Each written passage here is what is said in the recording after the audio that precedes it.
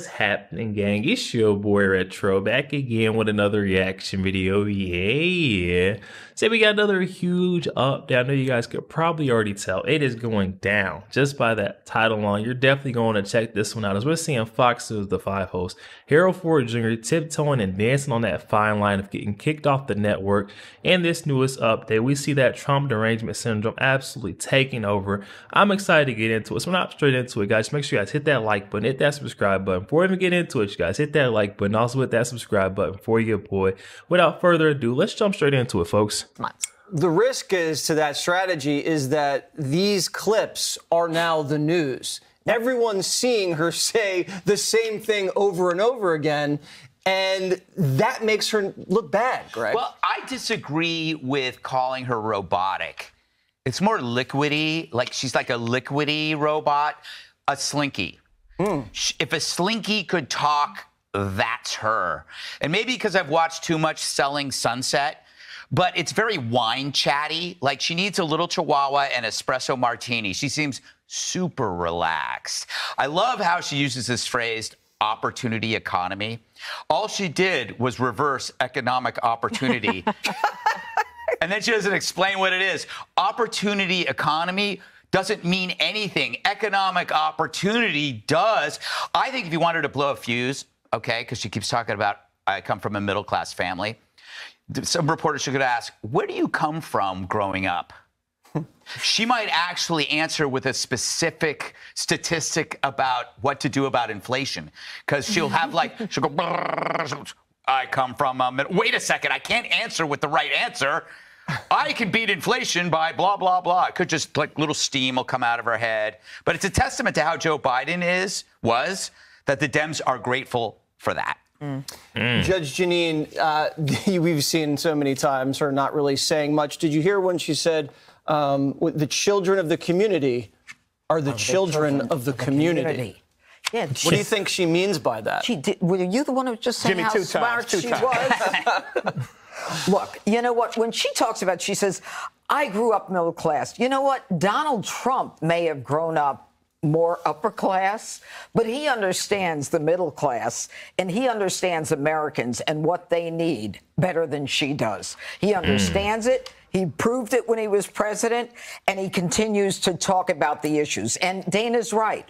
All that they're trying to do is, she doesn't want to make news. All she wants to do is do these interviews where she doesn't really answer any questions so that we can't complain and say she's not doing any interviews.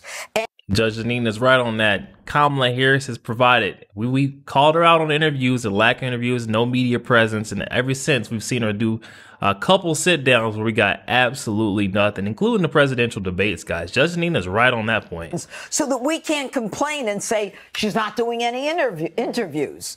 And Brian Fallon, who's one of the senior spokespersons, says, you know what, if you want to know what we do or what she would do, look at all the things she was doing before the ticket switch. Even her spokespeople can't tell you what she's going to do, except to refer to what she was doing before the ticket switch. And all she was doing was laughing and giggling. And so in the end, they can't tell you anything. They're gaslighting us, and they're trying to make us feel like we're crazy. But I think the most important question when you're a kid, you learn who, what, where, when, and how, right? And why. All right? She doesn't know how. And I don't think she knows why. If you ask Kamala Harris, why are you running for president? I'm sure she'd be stuck. But the best answer she could probably give is to beat Donald Trump, as opposed to saying something about bettering this country, about maybe Donald Trump would say, making America great again. You know, she's robotic. She's liquid. She's not really smart. She's a slinky. And to Dana's point, you know, she says she's playing prevent defense. What happens when you play prevent defense? You prevent yourself from winning, Harold. Yep. So first of all, I like the B.B. King music. Look, I wish I was going to be here the next 2 days to hear it as well. That's like saying you come from a middle-class family. Exactly. I'm glad Dana Pierre was here, guys. She sees Harold Ford Jr. is trying to do the run the clock out method that we see with Kamala Harris. She does the whole middle class spiel when she's asked about the economy. Harold Ford Jr. just randomly about BB King. Like, what's going on? Listen to this guy already. Here the next 2 days here as well. That's like saying you come from a middle class family. Thing like BB King, I'm from He's running out the clock. He's like, let me run out this clock. So you say prevent defense. When President Trump, after the first debate, which he was defeated in by the dumb vice president. Oh, my goodness. After that debate, he said that he won. And he said, let's assume he's right. I don't think he is. He said, if you're the champion, you don't give a second debate to the loser. So he was playing his own version of prevent defense and saying, I'm going to use this strategy. I'm not convinced that strategy works for either. The vice president says that she wants an opportunity economy. It would be great if she'd give us some elements. What does an opportunity economy look like? Is it more affordable? Is it more affordability for everyday Americans to buy a home?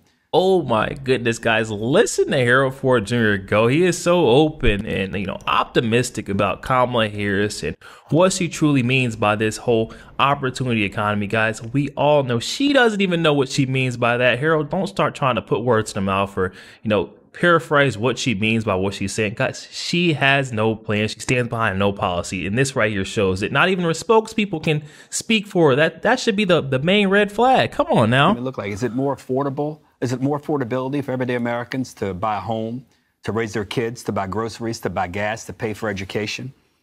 Is it stimulus or tax cuts for small businesses? Maybe their first $1 million of a small business, you cut taxes in half for them. Give us some meat on the bone. I would argue President Trump has not given us this either. He has said, look back to what I did 5, 6, 7, 8 years ago. Most people don't know what they did 5 hours ago, 5 days ago, 5 months ago, let alone 5 years ago. Both. But we can remember how we weren't struggling to make ends meet. We weren't the price of rent, the price of our mortgages weren't triple. Interest rates are through the roof. I mean, come on. We don't have to actually know exactly what he did, every single thing that happened during his administration, guys. All we have to remember is life was better. Our economy was not failing. We weren't in an economic crisis. Our border was sealed up. I mean, this guy right here is just in a delusional state, lives in a false reality, guys. And this right here shows you, come on, what? Trump hasn't laid anything out? I'm so confused. Has not given us this either. He has said, look back to what I did 5, 6, 7, 8 years ago. Most people don't know what they did 5 hours ago, 5 days ago, 5 months ago, let alone 5 years ago. Both of them would do better, which is the only thing I was trying to say in the first segment. They should both sit down, and we deserve to see them stand side by side and have very tough questions. I would agree with you, Judge. I wish different questions had been asked the last debate. I think Martha and Brett would do a far better job at asking these questions. So you can't play prevent defense. No one. Oh, my Harold, you've had your shot. We've seen with ABC, they wasted an opportunity trying to, get one over on Donald Trump, rigging the debates. I mean, come on, you guys are asking for yet another rematch so that you guys can try to rig it once again. I think not. This is that same tactic where they're saying that they don't know if Donald Trump truly won that. It was a freaking 4v1. The guy walked out unscathed, not a stain on him. I think he did all right. In my book, he did pretty well. Harold Ford Jr. is trying to just push forward and try to get that second debate. I don't think it's happening. I just don't. Would do a far better job at asking these questions. So you can't play prevent defense. No one wants to see that happen. The thing I learned from the things you said a minute or two ago, Judge, I don't agree with anything but that last thing. Who, what, when. Who, what, where, when, how, and why. I like that. I'm going to use that. You got it? I'm going to give you credit when I do it. Yo, there we have it, guys. We're seeing that delusional state these folks on the left live in just based off of Harold Ford Jr. in this show. We can see, guys, there is a lot of folks just like him on the left who are still in support of Kamala Harris, defending her every single turn. They're so, optimistic, open about what she could potentially bring to the table. They're saying there's more to gain or more to hear from Kamala Harris. But we all know she's hiding. She's been put up for a reason. And that's because she doesn't stand for anything. She doesn't have any policies. She doesn't have a true agenda that's not the same as Joe Biden. We're seeing that her slogan, A New Way Forward, is essentially the same way forward, just without Joe Biden. It's Joe Biden's plan, guys. They've copied and pasted. Hop in the comment section, guys. Let me know your thoughts. We're seeing Harold Ford Jr. absolutely losing it. Once again, I tell you, that false reality, him and Jessica Tarlop are competing for who has been the most affected by that Trump derangement syndrome, guys. And I don't know. Looks like he's starting to take that cake, guys. Hop in the comment section and let me know what you're thinking. Also, make sure you guys hit that like button, hit that subscribe button. If you'd enjoy more content like this, catch you guys on the next one. We go.